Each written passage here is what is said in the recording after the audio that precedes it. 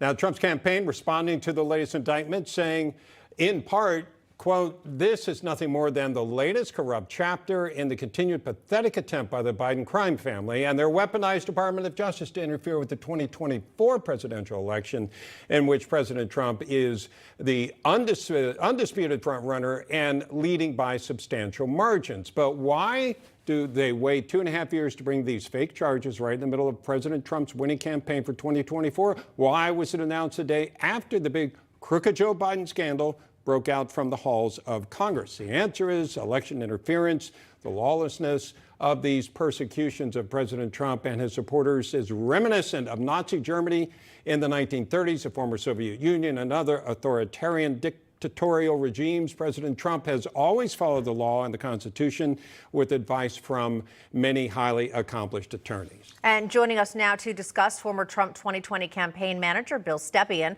former national press secretary for the Trump campaign Hogan Gidley, and criminal defense attorney Randy Zelin. Great to have all three of you here with us. Randy, I do want to get to what Professor Dershowitz said, specifically where he felt it would be very difficult to prove what was going on in the former president's mind, whether he did or didn't actually believe that he had won the election. How do you do that? Cornell and Harvard agree every now and then, and right now they do.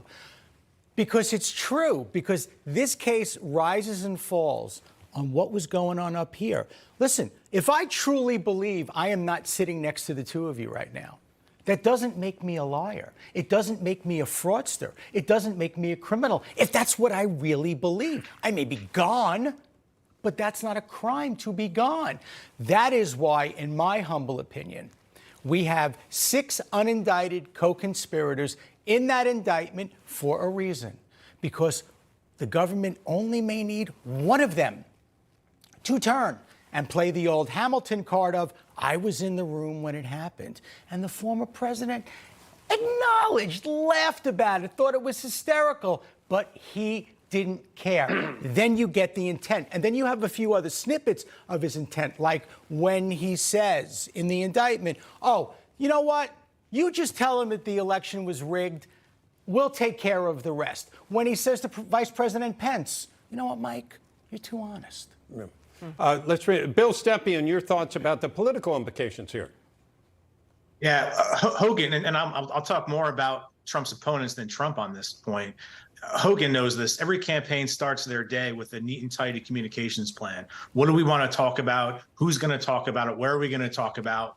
Well, guess what's not happening today? Ron DeSantis is not talking about his record as governor. Nikki Haley is not talking about her plan to stop China. And newsflash, they're not going to be able to talk about these things for a very, very long time. Instead, every single candidate is talking about what they don't want to talk about, which is Donald Trump. You even have Mayor Suarez, who, by the way, is running against Donald Trump, spending his campaign dollars running digital ads, asking people to stand with Donald Trump. It's not April anymore, it's August, and these campaigns really need to start moving and breaking through. And this just makes it impossible to do so when every single day they're being asked about not themselves, but Donald Trump. Hogan, your reaction to all of this, of course, you're the former national press secretary for the Trump campaign. So if you were running that campaign now, what would you say?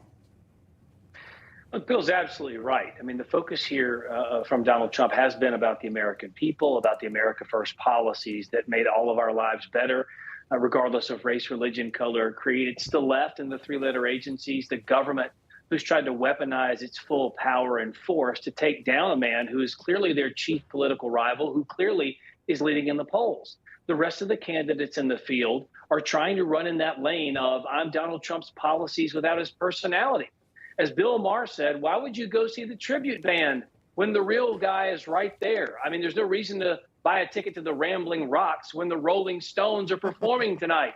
Donald Trump is the real deal. And everyone else is trying to say, look, if you elect me, I promise I'll do these things. Donald Trump is the only one up on that stage who can say they may be able to accomplish it, but why bet on a promise when you know my results speak for themselves? You put me in a second term, knowing now what I didn't know then. I promise you, not only will we succeed further and faster, we'll clean up a lot of the corruption we have seen metastasize in this country and these agencies for decades. It all ends today. It's a better message. He's a better candidate, and the polls reflect that. All right, Bill Stepien, Hogan Gidley, Randy Zelin, thank you, gentlemen.